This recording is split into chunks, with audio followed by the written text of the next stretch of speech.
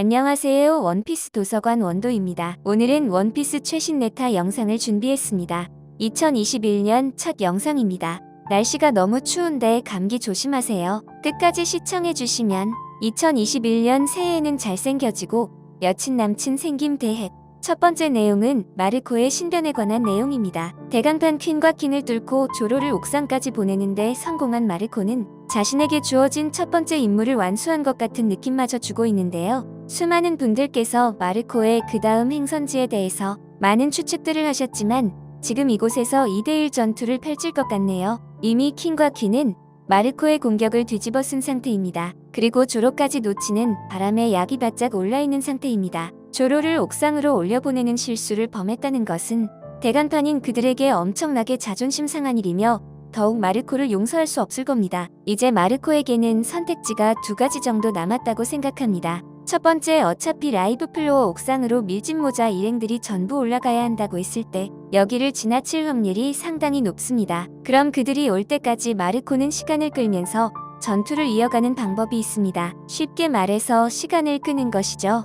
가장 좋은 방법은 그들이 오기 전에 혼자서 대간판 퀸과 퀸을 2대1로 다 해치워버리는 것인데 솔직히 이건 확률이 낮아 보입니다. 만약 마르코가 2대1 전투에서 패배 후 인질로 잡혀버린다면 아래층에서 토비로포드를 힘겹게 처리하고 올라오는 밀짚 모자 일당에게 부담으로 작용할 것입니다. 하지만 역으로 퀸과 퀸이 다시 옥상으로 합류하는 걸 마르코가 저지할 가능성도 있다. 이렇게 보는 시선도 있는 것 같습니다. 개인적인 생각으로는 퀸과 퀸이 옥상으로 합류하는 타이밍은 지금은 너무 이른 감이 있습니다. 아직 빅맘과 카이도가 건재하기 때문이죠. 옥상에서의 전투도 상당히 기대되지만 저는 여기 대간판과 마르코 그리고 밑에서 올라올 밀짚 모자 일행들의 전투 역시 너무 기대됩니다. 그리고 루피의 꿈이 끝에 떡밥이 다시 등장합니다. 야마토가 듣고 울었다는 루피의 꿈이 끝. 해적 왕로저가 했던 말과 그리고 코즈키오 댕양의 일지에 있던 그 내용과 일치한다는 그 내용. 루피가 말하는 꿈이 끝의 내용은 바로 누구나 알고 있는 해적왕이 되는 것이지만 그걸 조금 더 루피가 말하는 해적왕은 카이도와 빅맘의 말하는 해적왕과는 상당한 차이가 있습니다. 가장 자세하게 설명이 되어 있던 건 에이스의 말을 인용했던 원피스 59권 574화에서 나왔었습니다. 루피의 꿈이 끝은 로저가 했던 그 말 즉 지배가 아닌 자유를 갈구하는 것입니다.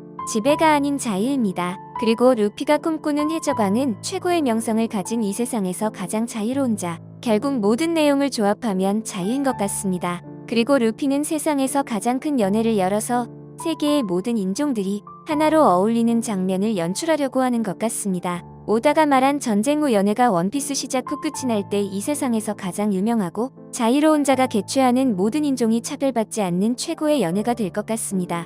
이렇게 보면 루피는 참 착한 것 같습니다. 저 같으면 이 세상의 모든 보물을 손에 넣고 저만의 왕국을 만들고 싶을 텐데요. 죄송합니다. 그리고 두 번째 내용은 루피가 왜 기어3 상태에서 카이도에게 레드록을 날렸을까 하는 네타들이 나오고 있습니다. 왜 기어4가 아니었을까요? 루피가 가장 강력한 힘을 보여줄 수 있는 상태는 기어4일 텐데요. 과거 카이도와의 전투에서 기어4 상태로 패배했기 때문일까요? 저는 그건 아니라고 생각합니다. 일단 기어4 상태의 루피는 무장색의 피로감이 상당하고 변신과 동시에 신체의 피로도의 카운트다운이 시작이 됩니다. 그리고 기술 하나하나 사용할 때 패기의 피로도가 계속 쌓인다는 겁니다.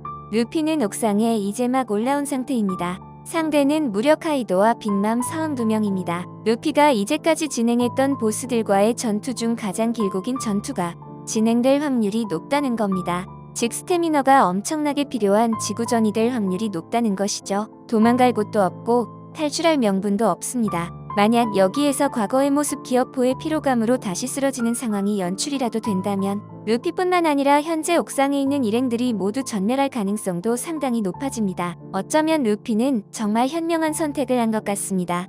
무장색의 극대화를 기어3에서 사용하면서 기존 루피가 보여줬던 기어3에서의 기술들의 퀄리티가 한 단계 이상 상승할 것이라는 네타들이 보입니다. 어차피 이 전투에서의 키포인트가 류라면 기어3의 진화형으로 싸움을 진행하는 것이 더 현명하다고 보입니다. 거기에 화염이라는 속성을 적용하여 더욱 파괴력을 극대화하고 있습니다. 일각에서는 우리가 기다리던 열매각성이 기어4가 아닌 기어3의 불꽃 속성의 공격에 답이 있지 않을까 하는 의견도 상당한 것 같습니다. 루피에게 항상 숙제와도 같았던 기어포의 지속력, 폐기 소모 후 재충전 딜레이의 약점을 현명하게 극복하리라 생각해봅니다. 그 다음 내용은 이동 중인 오니가시마에 대한 내용입니다. 현재 오니가시마는 카이도의 불꽃의 힘으로 공중부양하고 있습니다. 와노쿠니의 사람들은 오니가시마가 꼬치도읍에 내리는 걸 원하지 않을 겁니다. 괴물들로 득실거리는 이 죽음의 섬이 와노쿠니를 파괴시키거라는 건 누가 봐도 뻔한 이야기입니다. 하지만 만약 오니가시마가 꼬치도읍에 내리기 전 카이도가 쓰러지게 된다면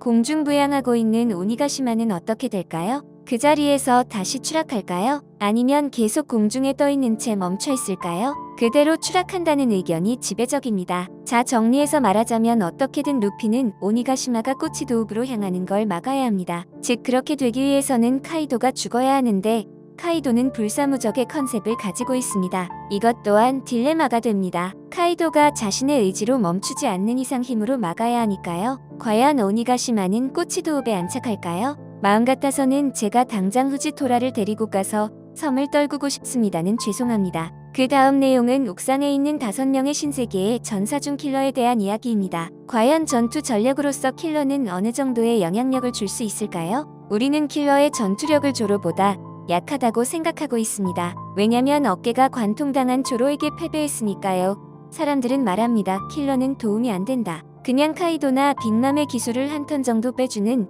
고기방패 수준이라고 합니다. 과연 그 이상의 활약은 할 수 없는 걸까요? 저는 차라리 라이브 플로어 아래에서 기프터즈들 그리고 오니를 상대하며 나머지 밀짚모자 일행들의 전진을 도와주는 수준이면 어땠을까를 생각해봅니다. 하지만 오다는 항상 이유 없이 어떤 행위들을 묘사하거나 그리지 않습니다. 분명 킬러가 어떤 무시무시한 엄청난 걸 보여줄 것으로 기대해봅니다. 그 다음 내용은 카이도에게 대패한 와노쿠니의 사무라이들은 정말 이대로 끝이 난 걸까에 대한 내용입니다. 원피스 천하에서 루피는 피를 흘리며 쓰러져 있는 키네몬을 부축하며 너무 늦어서 미안하다고 합니다. 다들 신체의 데미지가 너무 심각해서 전투원으로 기여하기는 힘들겠지만 시간이 조금 더 흐르면서 전투회적인 부분에서 다시 충분히 활약할 가능성 역시 배제할 수 없다고 보입니다. 그리고 초파나 마르코의 치유 능력으로 인하여 다시 전투에 합류할 확률도 있다고 보고 있습니다. 아직 라이브 플로어 아래의 상황이 정리된 게 아니기 때문에 로우의 능력으로 다시 아래로 보내진 후 즉시 전력이 될 수도 있습니다. 이대로 카이도와의 첫 번째 전투만을 보여주고